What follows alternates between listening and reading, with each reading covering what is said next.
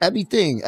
You can imagine everything. Private jets, Miami, hundreds of thousands in one weekend, 2 tour buses, Atlanta. Like, cannot front on how I had my boys moving. And I'm only talking about this because you was there. Man, things went off the rails when Jim Jones completely lost it on Memphis Bleek's podcast. Full meltdown mode. No filter, no chill. So what made this moment so wild? Bleek don't even mess with Tony Yayo like that, so why did everything explode out of nowhere? Let's back up, cause this story runs deep. Memphis Bleek is Jay-Z's day one. His real-life brother from the Rockefeller era always held him down. But Tony Yayo been sneak dissing for years, tossing slick shots in interviews, claiming Jay tried to block 50 Cent from that Super Bowl halftime show and never let it go. That grudge been bubbling forever. Then Yayo hit Shannon Sharp's show and turned it up to max, calling Jay a hater, saying he never helps nobody, just watches from the top like a king who forgot his crew. I understand the business he's doing. They always look at Jay like, oh, yeah. But That's why, that's why you got like Yayo talking about, Jay don't take care of... I don't need Jay to go on tour. Yo, smoke hard coke, yo. Yo, chill. You look like you need to be taken care of. You look like you need to go to the dentist. You need to look like you need to brush your teeth. You look like you need hygiene. You look like you need help. Tell your man 50 send you an ounce or something, yo. You do need you that might help. need That's 2 why, ounces, nigga. That's why Pay you the full looking to movie, see. nigga. I got a G for every bump in your face, nigga. I promise you that, nigga. That's I promise you that, nigga. With the real shock, he aimed at Memphis Bleek. Yayo said, look at Memphis Bleek. He not shining. Jay-Z don't take care of him. 50 takes care of me. Boom. That one line blew up the internet. Bragging about who got the better sugar daddy in rap? That's pure madness. Nobody should flex about living off another man's money, cause once that check stops, that lifestyle disappears too. Real loyalty ain't about who feeds you. It's about who shows you how to stand on your own 2 feet. You know, even if I'm doing the hype man shit with 50, he's bringing me out. I'm making money. I'm going to... That's that man girl too. That's it. That's Hov's wife tour. Yeah, that's Hov wife tour. So if Hov, I believe if Hov was out on his own, he would bring Bleek out. There is no need for him to bring Bleek in a situation where it looked like if this was last tour you're talking about with the Cowboy Carter. Right.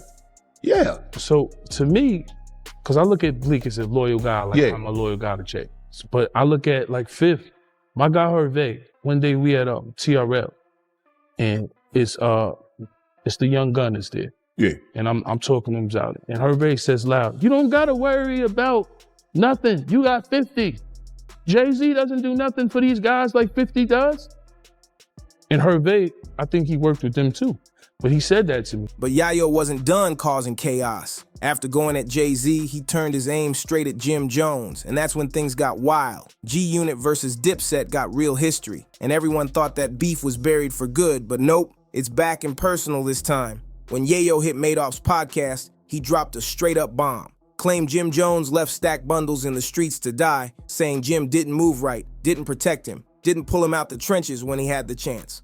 According to Yayo, that cold neglect played a part in Stack's tragic end. That wasn't just rap beef talk. That was deep. A man's name and legacy got dragged right through the mud on air. And once those words hit the net, there was no going back. Oh, chill. You look like you need to be taken care of. You look like you need to go to the dentist. You need to look like you need to brush your teeth. You look like you need hygiene.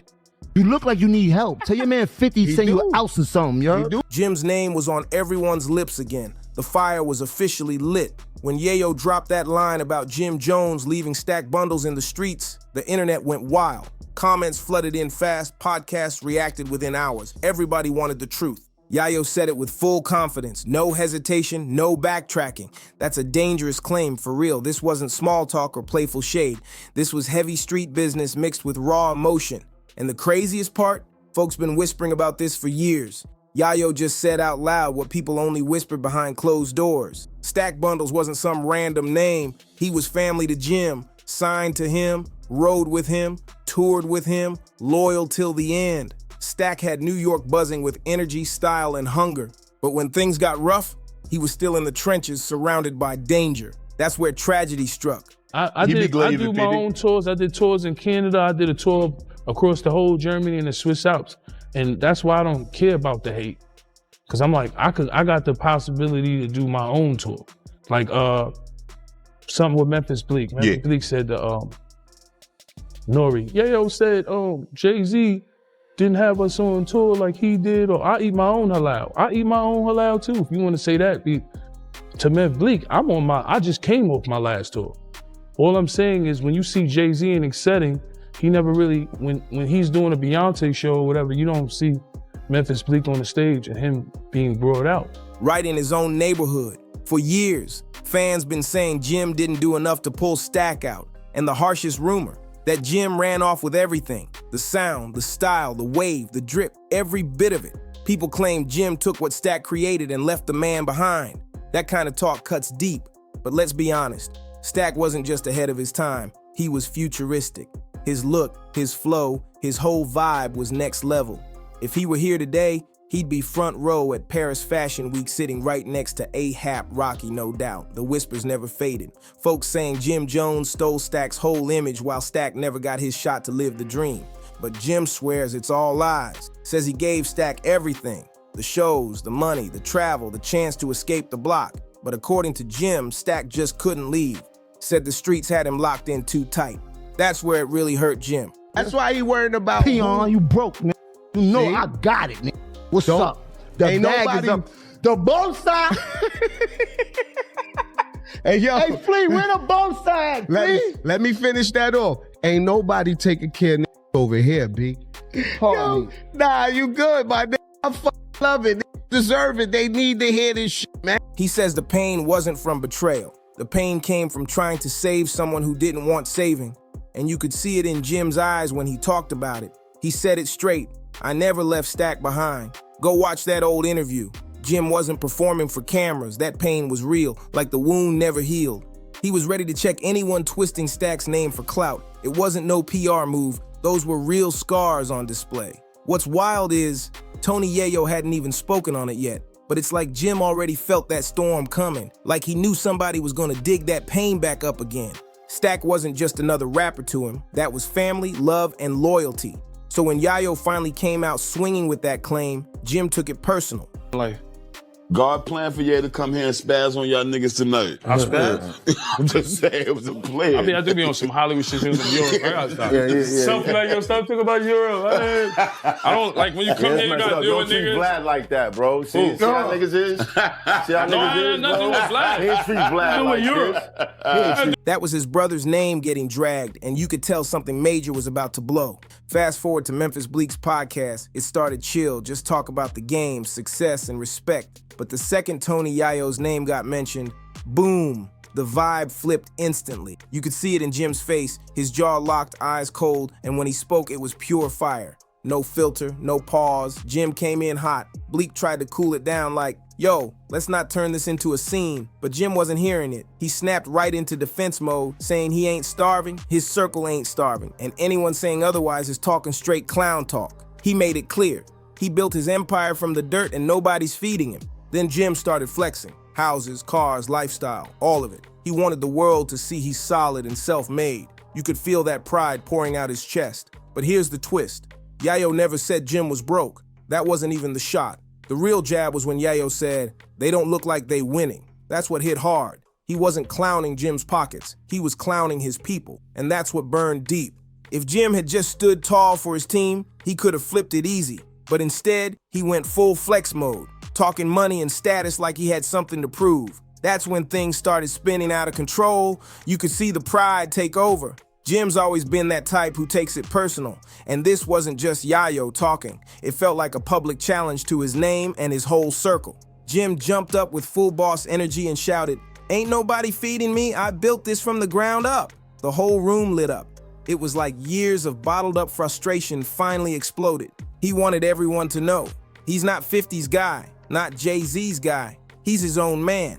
But instead of letting that moment breathe, Jim turned the heat up even more. He went in, said Tony Yayo been hiding behind 50 his whole career, calling him a backup dancer in a G-Unit uniform. That line froze the whole room. Silence hit instantly. Even Bleak looked stuck, didn't know what to say. The air got heavy fast. What started as a chill convo about loyalty turned into a straight-up word war. You could see the rage in Jim's body. Every word came out sharper than the last. Bleak tried again to cool it down like, "We not doing that here." But Jim was already gone. All that pent-up energy, all those whispers about him not taking care of his people, it all came crashing out. Everything boiled over in that one explosive rant. In that moment, it wasn't just about Yayo's words. It was about everything. Jim's image, his name, his whole legacy. He hit his breaking point, and the world got front row seats to the meltdown, live and raw. After that blow-up on Memphis Bleak's podcast, the clip went viral in minutes. Every hip-hop blog and gossip page was posting that same shot, Jim leaning forward, eyes locked, voice shaking with fury. You could feel the mix of pain and pride battling inside him. Fans ran wild with it, quoting, "Ain't nobody feeding me," everywhere. But once that energy hit the internet, it was out of his hands. Memes dropped non-stop. Side-by-side edits of Jim and Yayo, and the crowd split in half. Some said Jim stood 10 toes down, others joked like he snapped over nothing.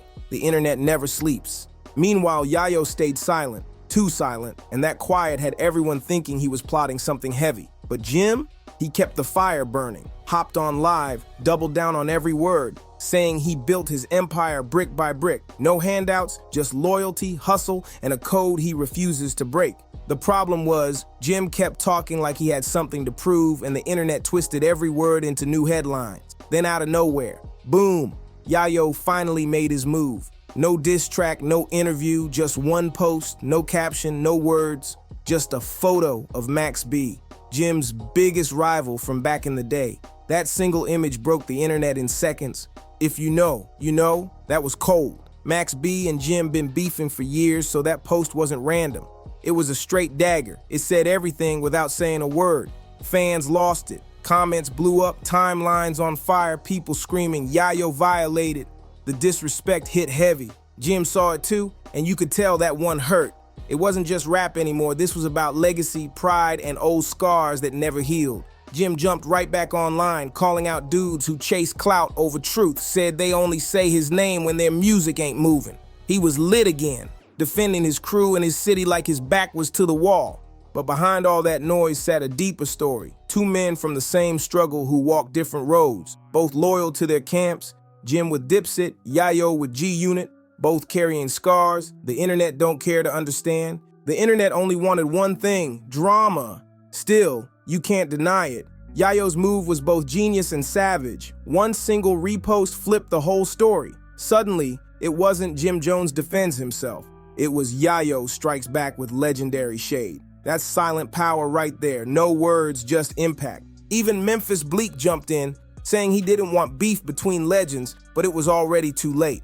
Fans were going wild. Blogs were eating it up, and both camps were doubling down behind the scenes. This wasn't just another rap feud. It had turned into a pride war between two OGs who both felt disrespected in their own way.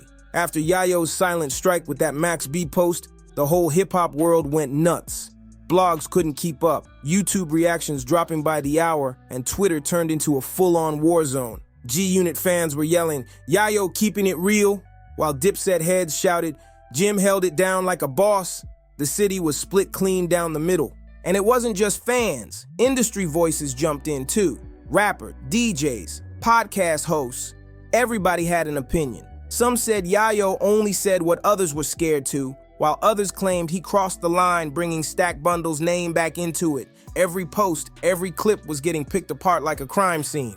Then the streets started buzzing again. Word spread that Yayo might have gone too far. Bringing up Stack's name hit a nerve that never really healed, and you could feel the tension, especially with the OGs who've seen how fast talk like that can turn into real heat. People close to Stack were saying, "Don't use his name for clout," while Yayo's camp fired back, saying he was just speaking facts. Meanwhile, Jim Jones was everywhere, doing interviews, jumping on podcasts, going live.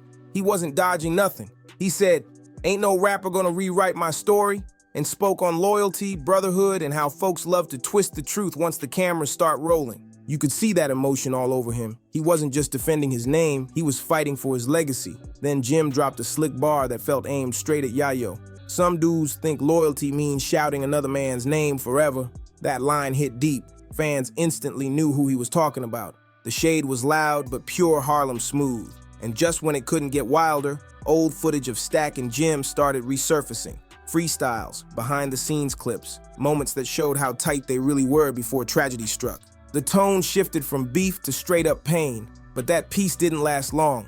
Some fans started saying maybe Yayo had a point, that fame twists loyalty, while others claimed he was just stirring up old wounds for attention. The chaos was non-stop. Even other rappers began quietly picking sides. Some G-Unit affiliates posted clips backing Yayo, while Dipset fans flooded timelines with throwback videos of Jim and Stack together. It felt like the mid-2000s beef all over again, but this time online where nothing ever disappears. Every move turned into content. Jim posts a new fit. Blogs call it a response to Yayo. Yayo likes a random post. Fans scream it's another diss. The smallest actions became headlines. The algorithm was eating the drama alive. Both names trending every single day. But under all that digital noise, something real was happening. This wasn't just about rap pride anymore. It was about survival, respect, and legacy. Both men been through too much to let anyone play with their names. And now everyone was watching close, wondering if it would stay all talk or turn into something serious. By this point, it wasn't just a beef, it was a cultural moment. Every podcast, every blog, every fan page was locked in, waiting to see who'd move next. Would Jim Jones drop a track? Would Tony Yayo finally break his silence? The pressure was crazy. Jim's name was everywhere. Clips of him defending Stack Bundles' memory, shouting his truth, calling out fake loyalty.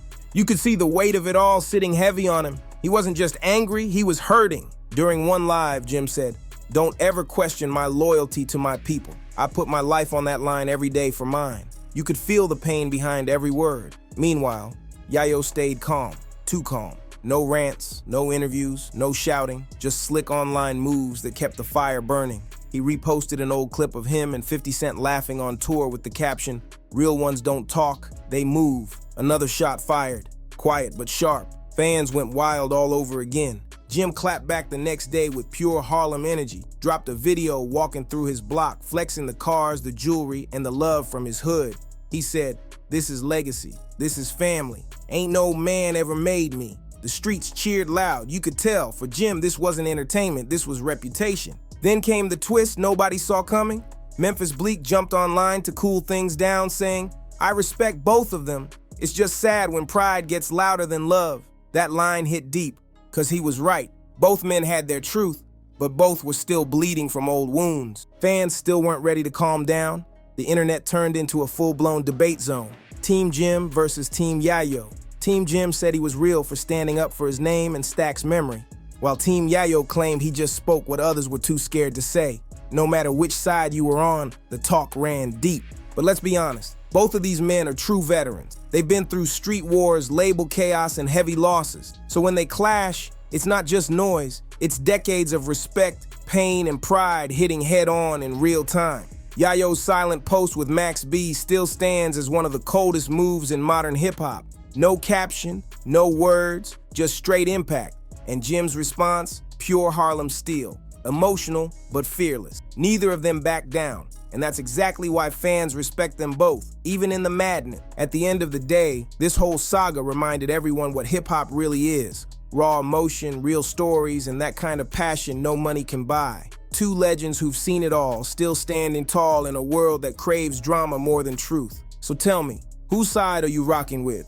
Drop your thoughts in the comments, hit that like button, share it with your people, and don't forget to subscribe for more wild hip-hop stories. See you on the next one.